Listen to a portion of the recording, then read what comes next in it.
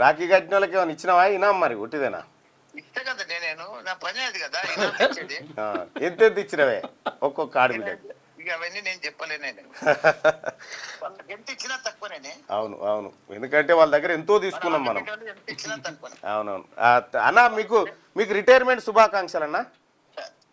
అంటే ఎట్లా? అదొద్దా? నేను ఎప్పుడు నా జీవితంలో ఎప్పుడు రిటైర్మెంట్ కాదు, గుర్తుపెట్టుకో. కాదు, రాజకీయాలలో అది రిటైర్మెంట్ నేను 90 జపాన్ లో ఎట్లుంటది గుర్తా నీకు తెలియదు. చెప్పే. జపాన్ లో 110 ఏళ్ళు బతుకుతారు, అవు. ఎవరికి కూడా రిటైర్మెంట్ లేదు. 80-90 ఏళ్ళకు కూడా ట్రాఫిక్ పోలీసు అధికారులు గవర్నమెంట్ అధికారులు పనిచేస్తారు. ఎందుకు చేస్తారంటే ఆడ రిటైర్మెంట్ లేదు ఎవరికి. ఆడ పెళ్లిళ్ళు చేసుకోరు, చేసుకున్న పిల్లలను కనరు. కాబట్టి కొత్త ఇది లేదు కాబట్టి వాళ్ళకి ఉన్నోళ్ళకే జాబులు ఇస్తారు, ఉన్నోళ్ళే నడిపిస్తారు, వాళ్ళే ఎక్కువ దినాలు బతారు. నాకు కూడా రిటైర్మెంట్ అనేది లేదు. నువ్వు ఇంకా జపాన్ లో లేవే, ఏడున్నావు, ఎన్ని రోజులు ఉంటావు ఇంకా? జపాన్ మాదిరిగా చేస్తేనే టెక్నాలజీ. ఇప్పుడు మల్లారెడ్డి అంటే ఒక ఏఐ.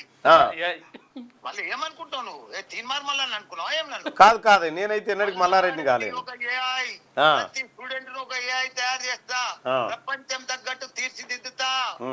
ప్రపంచంలో రెండు షార్టేజ్ ఉన్నాయి, ఒకటి టెక్నాలజీ, ఒకటి స్కిల్. ఆ రెండు మన యువతకు మనం ఫుల్ఫిల్ చేసి వరల్డ్ క్లాస్ ఇంజనీర్లను, వరల్డ్ క్లాస్ డాక్టర్లను తయారు చేసే బాధ్యత నాది.